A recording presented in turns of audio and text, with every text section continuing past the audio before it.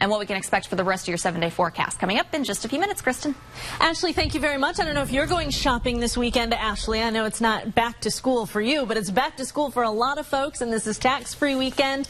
Lots of opportunity to save this weekend going into back to school. Paul Durso is here from Durso Capital Management. Good to see you. Nice to see you. Fellow Bills fan, so yes. we're talking about our favorite team here while Absolutely. Ashley is doing weather. I mean, this is a great time for families to save, especially when there are only really a couple weeks left before back to school. Absolutely. This is actually the second biggest shopping holiday of the year. $84 billion is spent this time of year. Yeah, it's a lot of money. Well, and it's all kinds of stuff too, isn't it? It's clothes, electronics, all kinds of things. Oh, absolutely. From school books, pens, all the way up to computers. It's a very big holiday for shopping. So it can be pens and pencils, which cost nearly nothing, to computers, which cost a lot. Families need to be able to save for that kind of stuff. Absolutely. And this is the last week in North Carolina where we're allowed to save the tax on those purchases this year. This is the last year in North Carolina. So really important to take advantage of it. Oh, I think so. Timing is everything. Is it important that we budget well ahead of time, but well ahead of back to school, so that we make sure that we have enough money to get everything that the kids need to go back? Absolutely. I think the first thing you need is really take some inventory, take your backpacks from last year, dump them out.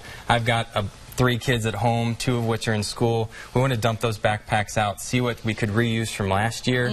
Once we make that inventory, I think the first thing you need to do after that is do that budget, so the shopping is actually a lot easier. Because you don't have to buy repeats. If you have things that are still usable from last year, why not use them? Absolutely, and kids kind of like what they're used to. Yeah, okay. You say get the kids involved in the process. Yeah, that's the best part. You know, as a father of 3 kids, one of the things I want to do is give my kids some money to spend, because when my kids are in a store, they want to buy everything. Right.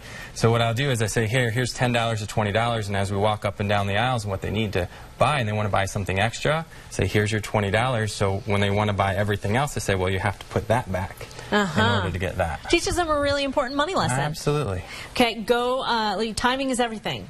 Yeah, well, again, this is the last week in North Carolina where you're going to be able to save the sales tax on a bunch of different items. Now, there's a laundry list of items at different dollar amounts that you can save that tax. And on our website, dursocapital.com, we actually have that entire list where you can go and look up, you know, to see if you qualify to save that sales tax or not. We'll make sure we get a link up on our website for you for that as well. We've only got about 15 seconds left. You say go mobile. Go mobile. You need to know apps. So when you're shopping, you can scan the barcode to see if that's the cheapest item in that store or in your area. Absolutely. Perfect. And you say cheaper isn't always better. No, as a father of 3, again, sometimes going cheap is just cheap, and you're having to buy the same thing twice in 1 year. So it's sometimes a little better to spend the extra money. Yeah, sometimes saving a little bit costs you more. Aha. Very good. Excellent advice. Paul, thank you so much for coming in. Well, thank you so much. Good to see you. We'll make sure we get that link up for you so that you can check out all of that extra info. Thanks again. We'll be right back with product testing, a twofer. Stay with us.